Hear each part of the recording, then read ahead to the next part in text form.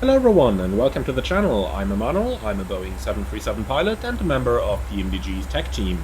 Welcome to this video on how to intercept the glide slope from above using the PMDG Boeing 737.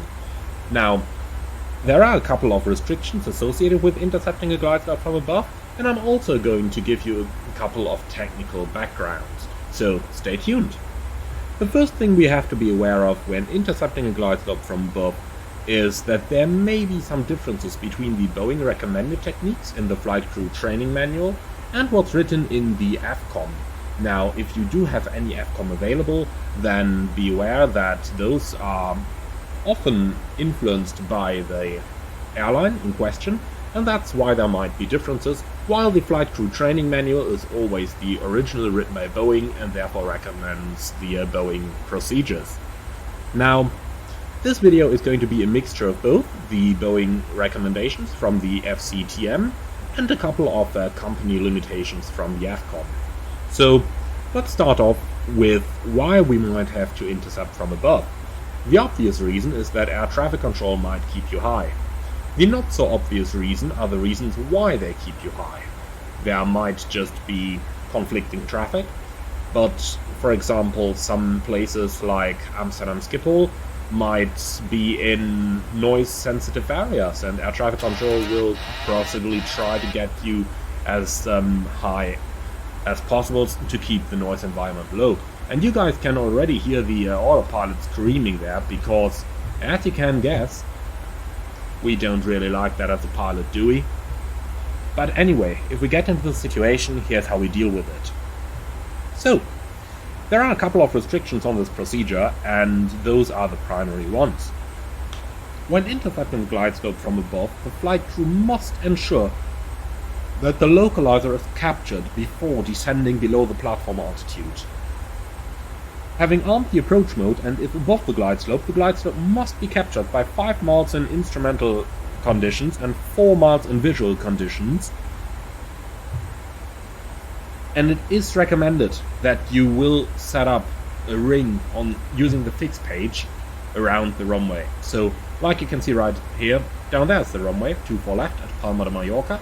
We have a 5-mile ring, since we will be in IMC today, and then we have the standard 10-mile ring that is common practice for use in my airline. Once the glide slope is captured, the appropriate rate of descent must be established to maintain the glide slope. Now, it is expressively permissible that all vertical modes of the autopilot are available for use. That means VNAV speed, level change, and vertical speed are all available. However, personally, I would recommend not to use the first two modes, so VNAV speed and level change, and here's the reason why. When you are reducing your airspeed, or when you are extending a flap setting and reducing your speed, or setting the command speed, the MCP speed, the magenta buck over here, to the next flap setting, then level change or VNAV speed mode are going to pitch up and thereby change your rate of descent, making it very hard to predict the point where you are going to intercept the glide slope.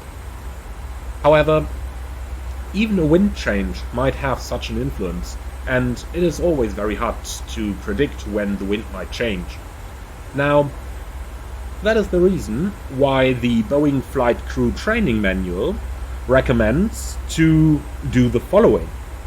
Select the vertical speed mode and set -1000 to -1500 feet per minute to achieve glide slope capture and be stabilized for the approach by 1000 feet above field elevation.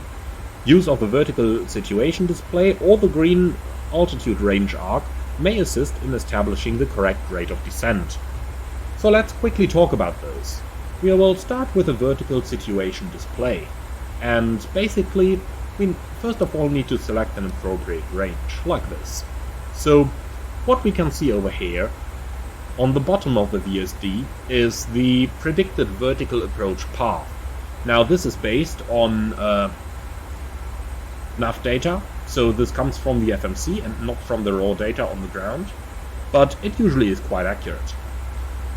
In order to understand how to use it, we have to understand the symbology. The white thingy we see over here is our 1000 foot gate. If we are on path, then this is where we will pass the 1000 foot marker, while the amber thingy is the 500 foot gauge. Remember, we're in IMC today, so we have to use 1000. In VMC we could use 500. Now, from here on, the next thing you are going to see is this. This is the pre-selected altitude in the MCP. However, this also looks very similar to the symbology we see when using vertical speed mode, because the vertical speed mode is going to give us an exact location on the VSD where we are going to cross this projected approach path. Now this sounds quite complicated, but it will get quite easy to understand when we actually get onto the approach.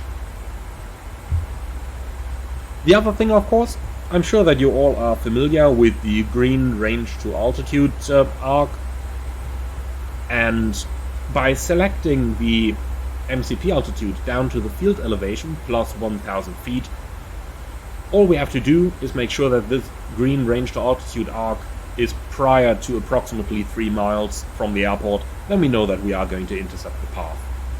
Sounds complicated? It really isn't. So let's go right into it. It is recommended that you have at least flaps 5 extended by the time you start following that glide slope down. However, it might be necessary to even use gear down flap 15, depending on your airspeed situation. Keep in mind, always look at the vertical situation, so at your altitude and your airspeed when conducting an intercept from above. You might easily dive down into the glide slope by gaining airspeed, but that is not going to help you when you still have to reduce your speed on final approach. So I'm going to unpause this simulator right now, and then I'm going to give you a couple more tips as we fly the approach. We're currently capped quite high, as we can see, with about 10 miles to run to lose 4000 feet and some speed. So let's go right into it. ATC clears us down to 3000 feet initially onto the local QNH, and it doesn't take a fully trained commercial pilot to see that we will be quite high for the expected vectors back. So the first thing I can recommend you to do when you're still on a downwind heading is to determine if you are high or low by looking at the glide slope. Now, you are not going to get any glide slope indication here on the PFD if your track is still within, or if your track is still outside 90 degrees of the final approach course, but you can use the standby instrument for that. Over here, you're going to get the information you're looking for. Now, it is a good idea when ATC turns you base to make sure that the glide slope is at least alive, so that we know that things are about to work out.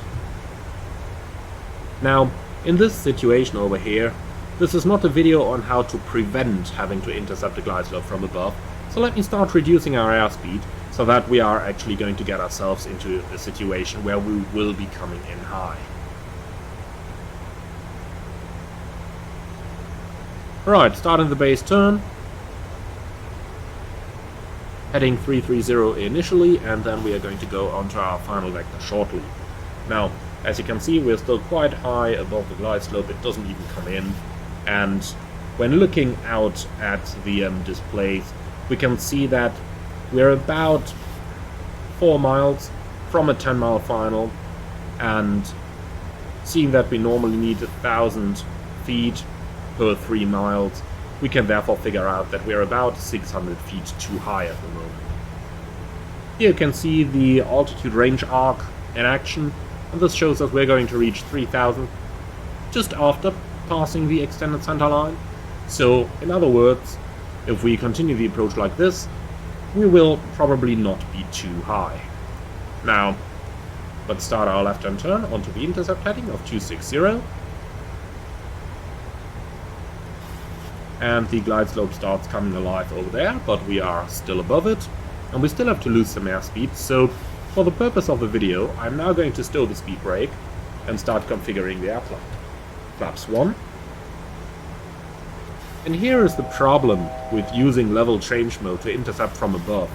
Now that we start to configure the airplane, the plane pitches up in order to reduce its airspeed, so we lose our glide slope once again. However, it would be very nice if we could determine the point at which we are actually going to intercept the glide slope, would it? Alright, so here's how we do it. First of all, we are more than 1 dot above the glide, so we cannot arm approach mode right now. Therefore, we are going to use VOR localizer mode in order to intercept the localizer. Now that we have localizer capture, we can set the MCP altitude down to 1000 feet above field elevation. So Palma is at 27 feet, that means we are going to select 1100.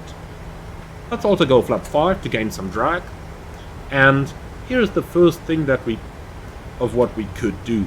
I'm going to get the speed brake out to get our airplane descending. And looking at the VSD, we see that the white flight path trajectory is going to intercept the projected approach path in about 2 miles time. However, if the wind would change from headwind to a tailwind now, we would probably lose that profile again, and that is the disadvantage of using level change. Therefore, what I would do, and what the flight crew training manual recommends, is to use vertical speed mode. And we are going to select 1500 feet a minute downwards on vertical speed, and we're also going to get a little bit of extra drag. Now we can see the vertical speed line over here intersects nicely as well. We are within 1 dot of the actual glide slope, so let's arm the approach mode. And as soon as we are within 0.27 degrees of the glide, which is half a dot deflection, glide slope mode is going to capture, and we are just about at 5 miles, as we can see, which would have been the limit for latest glide slope capture as well. So we just about made it. Now that the glide slope is captured, be sure to get your speed down, select the missed approach altitude, which in this case is 3000 feet, and continue configuring your aircraft. That basically concludes the video. I hope that you have learned something today. So do let me know in the comments what you think about this. Would you do anything different, or how would you do things? I'm very much looking forward to see you all again on the next one, and until then, I wish you all a great day.